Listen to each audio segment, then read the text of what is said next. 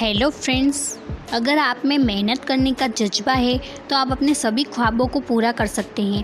ऐसा ही करके दिखाया अपनी मेहनत से एन अंबिका ने। यह उनकी मेहनत और लगन का ही नतीजा है कि वह आज तक सफल आईपीएस ऑफिसर है।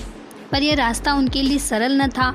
कई कठिनाइयों का सामना करना पड़ा, तब जाकर वह एक आईपीएस अफसर बनी। एन अंबिका मूल रूप से तमिलनाडु की रहने वाली है। इनके घर वालों ने इनकी शादी 14 वर्ष की उम्र में ही तमिलनाडु में कार्यरत एक पुलिस कांस्टेबल से कर दी थी, जिसकी वजह से 18 वर्ष की आयु में ही वह मां बन गई थी।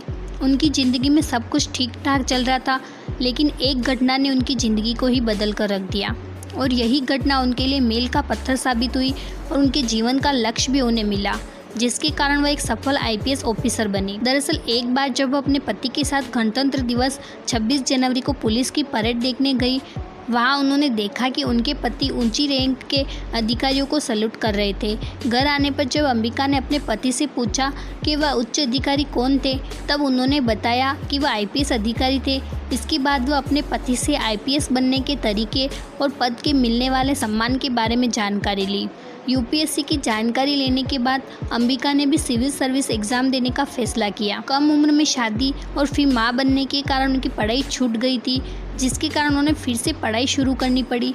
अंबिका में आईपीएस बनने की इतनी लगन थी कि उन्होंने अपने पति से यूपीएससी की पूरी जानकारी लेने के बाद अपनी रुकी हुई पढ़ाई को दोबारा शुरू किया। इसके लिए उन्होंने एक प्राइवेट कोचिंग सेंटर से 10वीं की परीक्षा पास की, फिर डिस्टेंस लर्निंग से 12वीं और ग्रेजुएशन किया। ग्रेजुएशन कंप्लीट करने के बाद अंबिका ने यूपीएससी की तैयारी की। कहते हैं कि हर सफल व्यक्ति के पीछे किसी न किसी का हाथ होता है। इसी तरह अंबिका की सफलता के पीछे भी उनके पति का बहुत बड़ा हाथ है।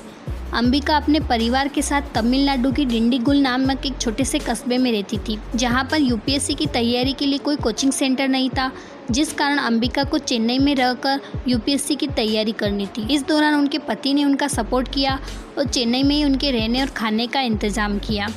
अंबिका की पढ़ाई किसी तरह से डिस्टर्ब ना हो, इसके लिए उन्होंने नौकरी के साथ साथ बच्चों को भी अपने साथ रखा और संभाला। 3 बार असफल होने पर जब अंबिका के पति ने उनसे वापस आने को कहा, अंबिका ने यूपीएससी की परीक्षा के लिए बहुत मेहनत की, लेकिन सफलता उन्हें इतनी आसानी से प्राप्त नहीं हुई।